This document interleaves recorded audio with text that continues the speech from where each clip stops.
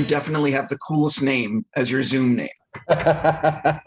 You know what happened is just a couple of days ago. I think it must have been an update. I had to do a call right away, and it said you have to sign in. But it's been defaulting to that ever since, so I can't even take it off. Listen, you're not going to get better than that.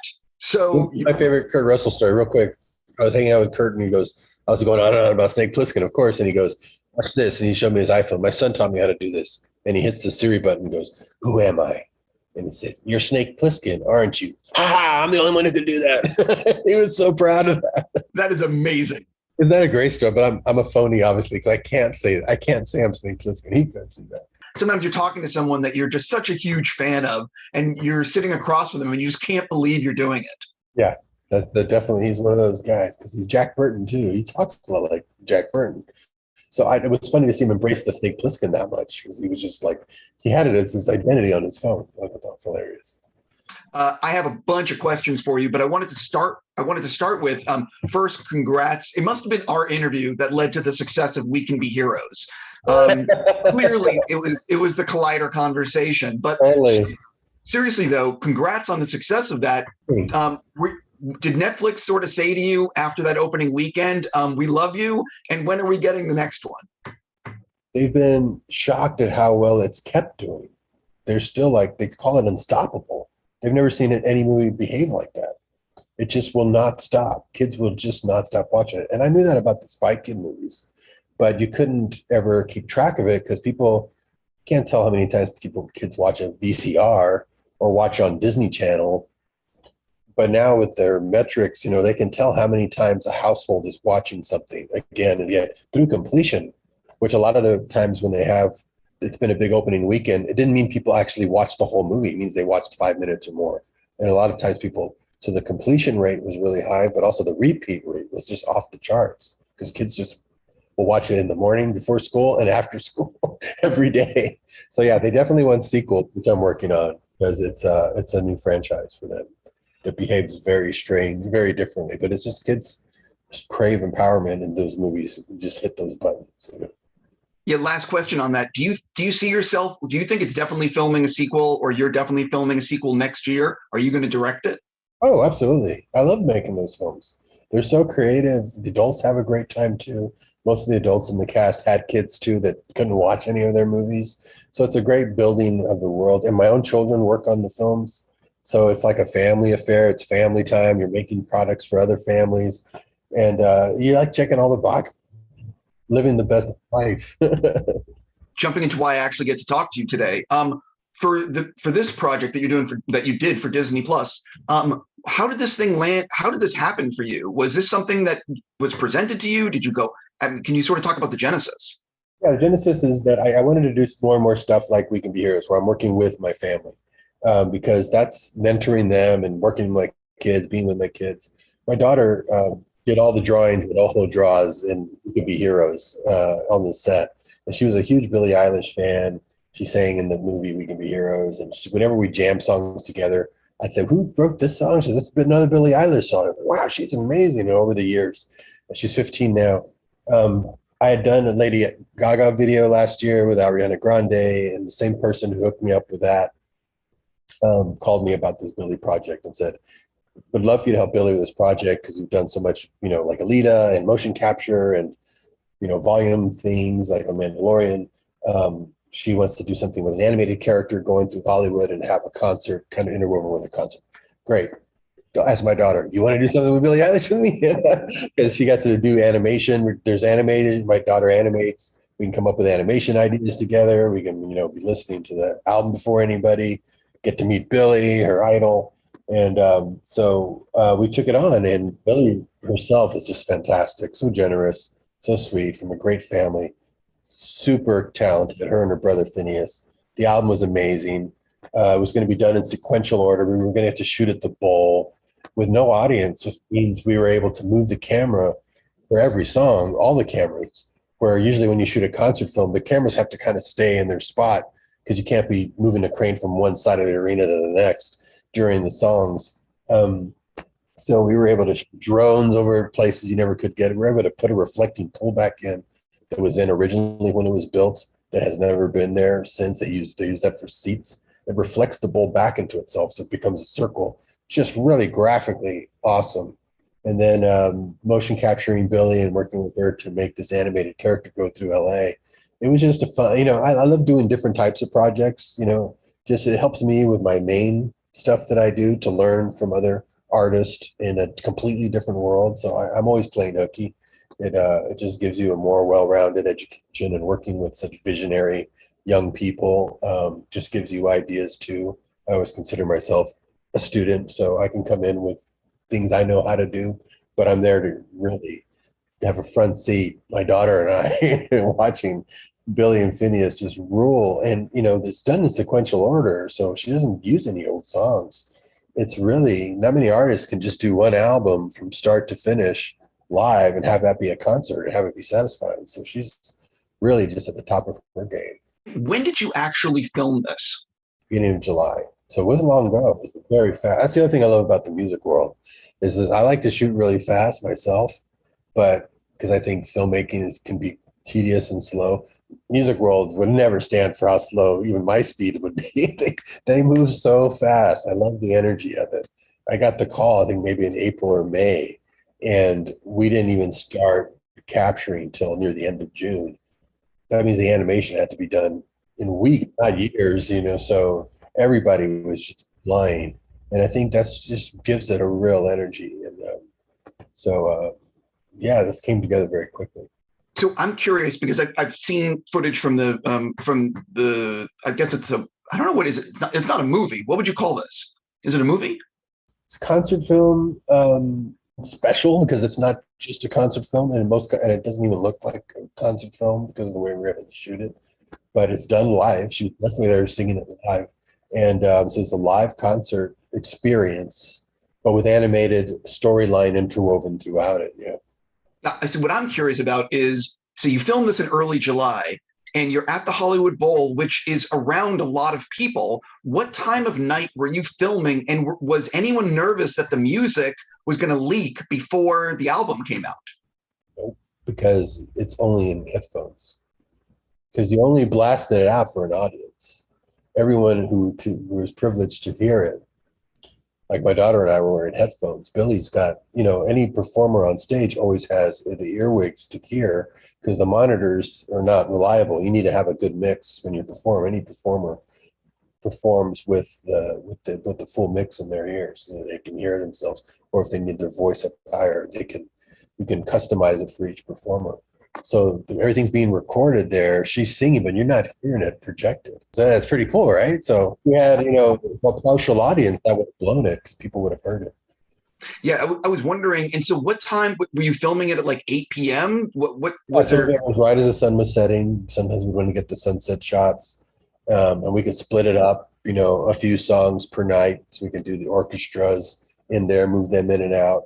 Some of it's with the LA Philharmonic and, Gustavo Dudamel's conducting awesome stuff with that. Some stuff is just them more intimate with this huge, awesome space, the lighting that goes into it, everything to be lit differently per song, different coverage per song. It's really a cool show. It does not feel repetitive. It is each song is like an experience. So it's really great. How many cameras were you actually using at the bowl in total to capture the event? I don't remember how many cameras. That's a good question because we had a big drone flying too, which you couldn't get some of those shots if we had an audience underneath it. So that was awesome because really, when you see that reflecting pool and what the dome does in it, it is really cool. So we were really shooting the heck out of it. We had several cranes, drone, steady cams, 11-to-1s. There's probably a good 10 to 12 cameras, I would say.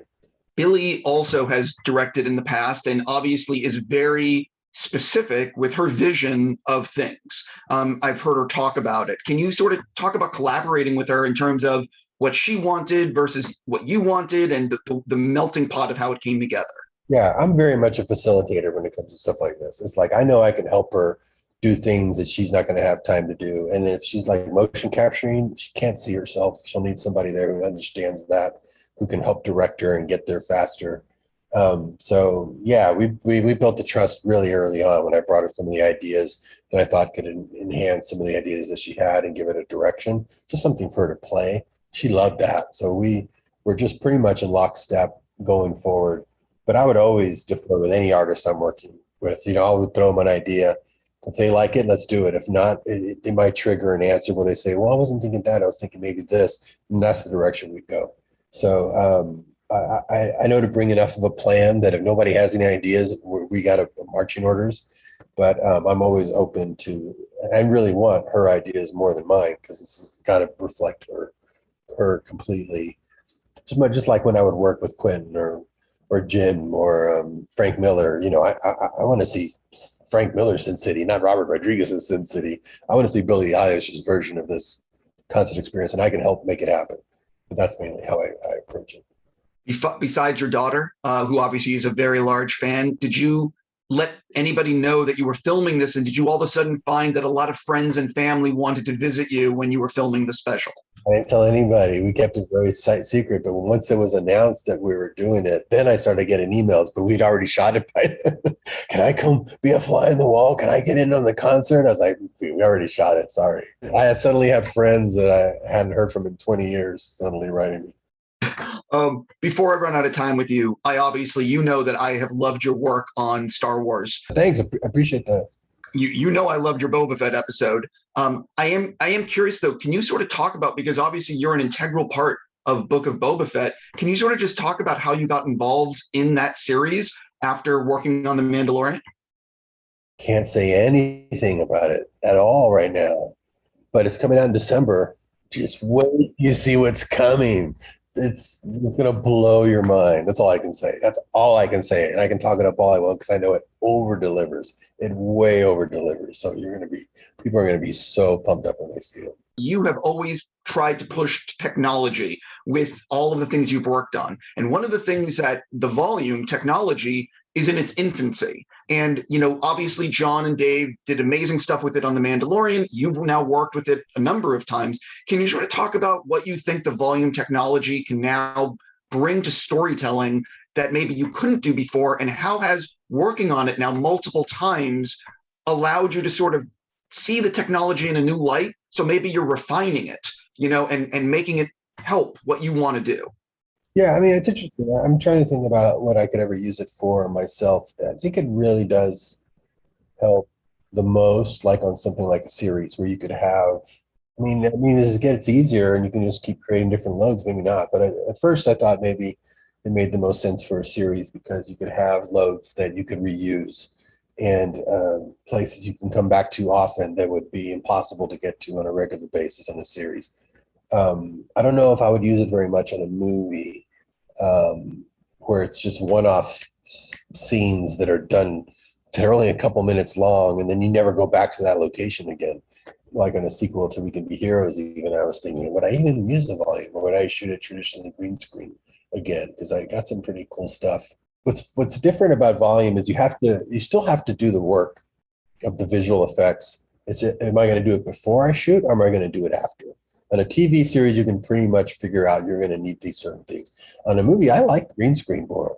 So I can punt it to later what that thing's going to look like. I can kind of start lighting the foreground with the kids, 11 kids in the foreground. I can light that on a set and then really dial in the background later. That volume, I'd have to figure all that out in pre-production. That means that pushes your movie shoot date really far back. And if you have little kids, those kids are going to be so old by the time you finish all your pre-production. So it kind of depends on the movie and the show and the tool. I mean, John found the best way to use it for Mandalorian and now Boba Fett. And I think that was a really great thing. But I don't think it's necessarily a tool that fits every project. Do you see yourself directing Mandalorian season 3? Any episodes? I can't say that either. As a fan, it's like I'm asking this as the Collider audience and as a fan. You know what I mean? I know. I wish I could tell him, but I can't say anything. Oh, so I'll switch subjects so I won't get you in any trouble. What's going on with Hypnotic and any other movies you might be working on? Hypnotic, it was supposed to shoot last April, and COVID pushed it like 6 months, and then it pushed again because of COVID, came back strong, and now we're fingers crossed shooting in 6 weeks. So for real? Yeah, fingers crossed. The crew's now on, so we're hard prepping. So I could be shooting that in the next 6 weeks. For fans, can you sort of talk about what the project is about that maybe they don't know? It's like a Hitchcock thriller on steroids. That's all I can say. It's as soon as you see the first trailer, you go, I got it. I'm there. You know, it's that kind of a movie. It's just a lot of twists, a lot of turns, very exciting.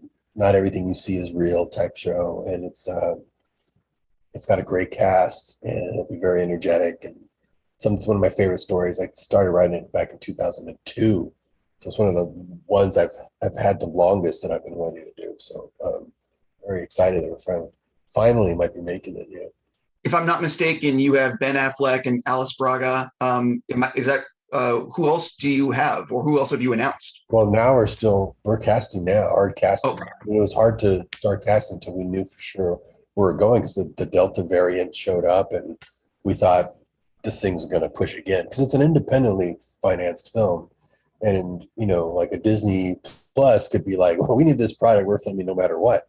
But, you know, you have an independent film, you have to get insurance. Insurance companies are very wary right now for this variant that could shut a movie down, because then they're out a lot of money. They'll be out a lot of money. So understandably, it's risk. So that we're going is really exciting, because it's going to be fun to shoot, and it's going to be a fun film. I've been to your studio in Austin, and you could almost create a self-contained environment depending on how many. That's exactly what we're doing. Most of it is going to be on the lot. Majority of it is on the lot. How does it work, if you don't mind me asking? Are you asking like the crew or the talent that's going to be in the movie to sort of bunker down in the area, or is it sort of one of these things? You can't really decide what they do, you know, offset, but you 100%, yeah, they have to be. Everyone's going to be tested, and if you're sick, you have to be sent away or replaced or something. You can't have it shut the movie down. So fortunately, I work with, as long as I don't get sick, you know, I do a lot of jobs myself. So and also just everyone's working right now, so it's hard to even get crew.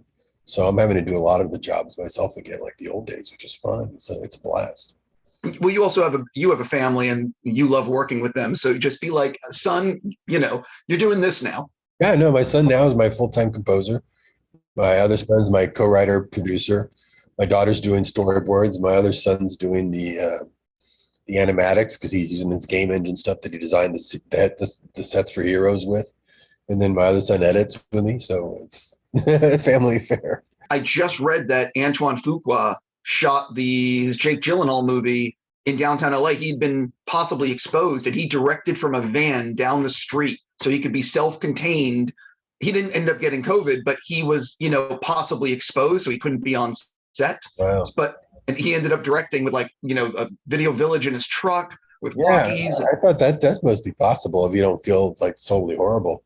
That you could definitely direct from the technology now, like Coppola used to do from his Silverfish, or he could be in there with his editing facility. That's the way to do it. Yeah. I was going to say, I got to stop. I've totally gone over on time. I'm just going to say, sincerely, man, it's always great to talk with you. Thanks. You too.